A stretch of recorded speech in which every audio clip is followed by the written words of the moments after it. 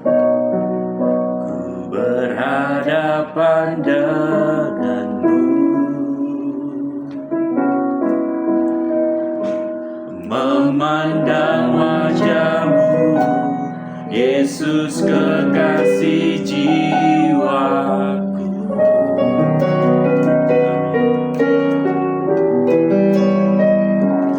Bawa daku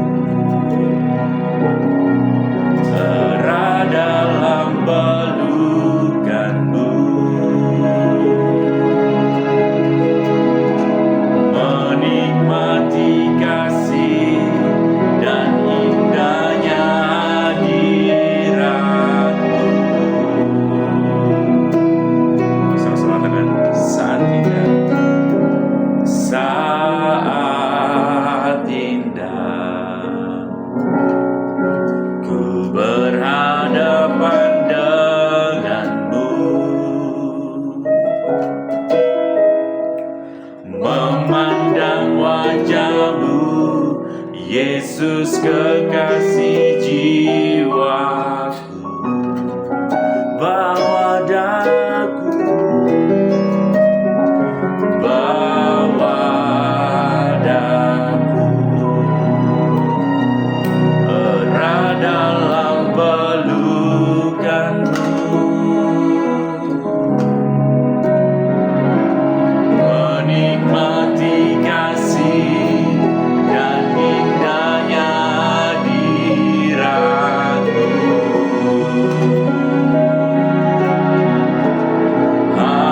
Hadiratmu Tuhan,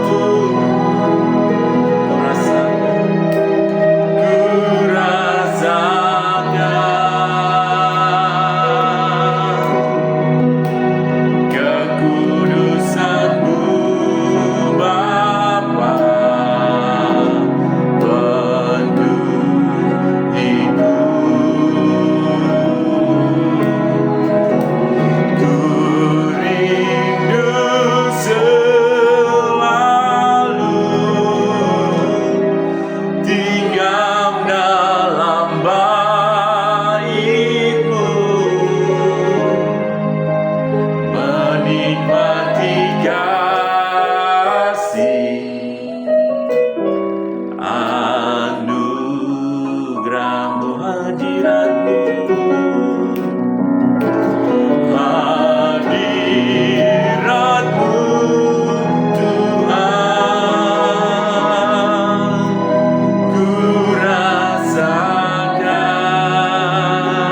kekudusan-Mu, kekudusan-Mu Bapa, penuh hidup. Ku rindu selalu diam dalam bait-Mu, menikmati kasih anugerah-Mu. Sungguh kami rindu selalu dari Tuhan, menikmati kasih-Mu setiap saat Tuhan. Saat ini Tuhan kami datang di hadapan-Mu Tuhan. Sebentar kami mau belajar firman Tuhan. Kiranya Tuhan merawati setiap kami anak-anak-Mu Tuhan, sehingga kami dapat mengertikan firman Tuhan.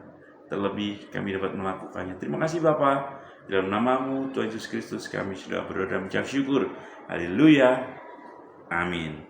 Shalom Bapak Ibu Saudara sekalian, kita berjumpa kembali hari ini, hari Sabtu, tanggal 29 November 2025 di dalam Renungan Harian Intim dengan Allah. Judul renungan kita hari ini adalah Maksud Ujian dari Allah. Diambil dari Ulangan pasal 8. Dan pembacaan Alkitab 1 tahun diambil dari 2 Korintus pasal 5 sampai pasal 8. Saya berharap Bapak Ibu Saudara meluangkan waktu untuk bisa membaca ayat-ayat ini terlebih dahulu. Saya akan baca dari Ulangan pasal 8 ayat 2 sampai 3. Ingatlah kepada seluruh perjalanan yang kau lakukan atas kehendak Tuhan Allahmu di padang gurun selama 40 tahun ini dengan maksud merendahkan hatimu dan mencobai engkau untuk mengetahui apa yang ada dalam hatimu, yakni apakah engkau berpegang pada perintahnya atau tidak. Jadi ia merendahkan hatimu, membiarkan engkau lapar dan memberi engkau makan mana yang tidak kau kenal dan yang juga tidak dikenal oleh nenek moyangmu, untuk membuat engkau mengerti bahwa manusia hidup bukan dari roti saja, tetapi manusia hidup dari segala yang diucapkan Tuhan. Bapak Ibu Saudara, pengembaraan Israel selama 40 tahun di padang gurun juga adalah gambaran dari pengembaraan kita di dunia. Terkadang Tuhan mengizinkan kita melalui padang gurun kehidupan. Padang gurun bicara tentang kekeringan, ketandusan, penderitaan, dan tidak memiliki apapun. Kalau kita diizinkan berada dalam padang gurun, ketahuilah bahwa Allah tahu persis apa yang Dia lakukan. Allah punya tujuan dan maksud yang baik bagi hidup kita, meski caranya tidak sesuai dengan kehendak kita. Namun percayalah bahwa Allah mengenal setiap kita. Bahkan Dia lebih mengenal kita daripada kita mengenal diri kita sendiri. Karena Dia yang membentuk kita dan Dia yang tahu tujuannya di dalam hidup kita pribadi lepas pribadi. Sebab itu padang gurun yang dihadapi oleh setiap kita berbeda satu sama lain.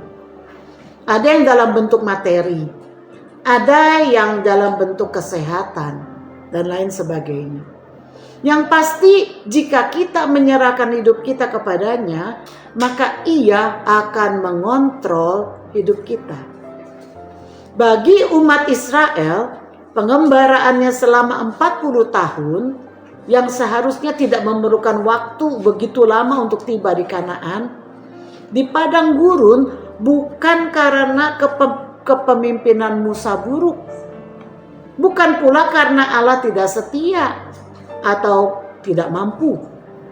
Dalam Ulangan 8 ayat 2 dan 3 menjelaskan kepada kita alasannya, yaitu bahwa Allah punya maksud dan tujuan atas setiap cobaan, masalah maupun pergumulan.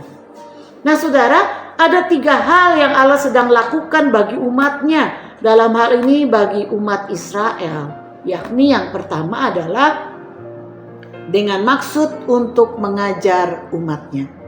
Di ayat 5. 400 tahun umat Israel berada dalam perbudakan di Mesir, itu telah membuat mereka memiliki mental budak yang hanya diperintah dan menerima jatah makanan dari orang Mesir. Sedangkan Tuhan ingin menjadikan mereka bangsa yang kuat, bermartabat, dan bangsa yang nantinya akan disegani oleh bangsa-bangsa lainnya. Bahkan mereka akan menjadi bangsa yang memberkati bangsa-bangsa lain, seperti janji Allah kepada Abraham dan keturunannya. Sebab itu mereka perlu diajarkan ketetapan-ketetapan Allah.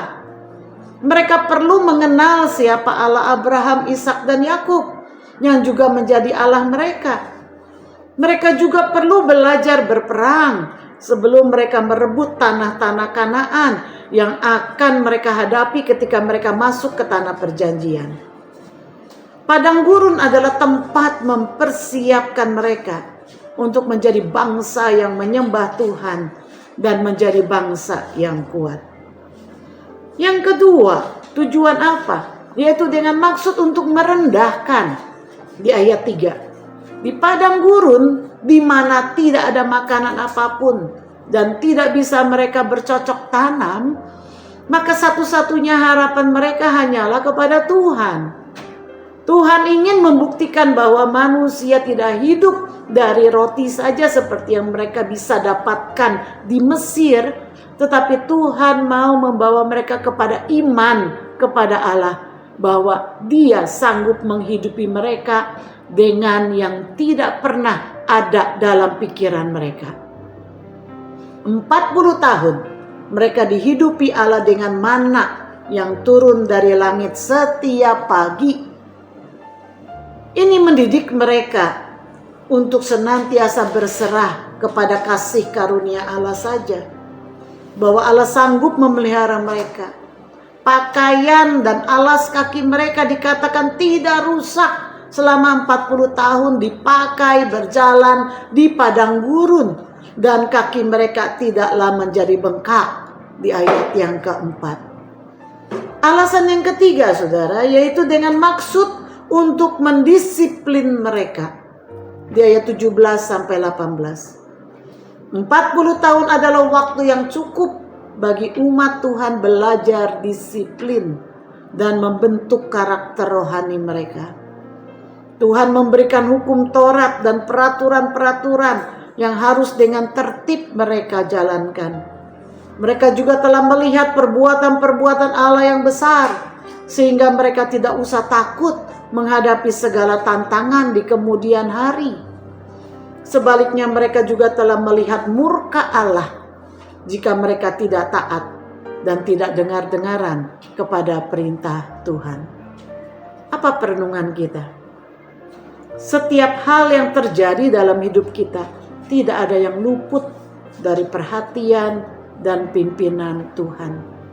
Allah mengerti maksud dan rencananya bagi kebaikan kita, dan Dia berjanji bahwa Ia akan selalu menyertai kita. Apakah saudara merasakan kehadiran Tuhan baik di masa keberkatan maupun di masa padang gurun? Mari kita berdoa. Bapa, hari ini kami disadarkan bahwa apapun yang terjadi dalam hidup kami, Tuhan punya maksud dan rencana. Dan Engkau pun punya maksud ketika kami berada di dalam padang gurun. Ketika kami berada di dalam pergumulan hidup, Engkau punya maksud. Kepada umat-Mu Israel, Engkau punya maksud untuk mengajar mereka, untuk mendisiplin mereka, dan untuk membawa mereka taat dan mengenal Engkau. Tuhan, biarlah kiranya juga kami menangkap maksud dan tujuan Allah dalam hidup kami ketika kami berada di dalam padang gurun kehidupan ini. Tolong beri kami kepekaan agar kami mengerti rencana Tuhan. Biar setiap hal yang terjadi dalam hidup kami membawa kami lebih dekat lagi kepada Tuhan. Terima kasih ya Bapa. Dalam nama Yesus kami berdoa. Amin. Kiranya Tuhan memberkati kita semua. Shalom.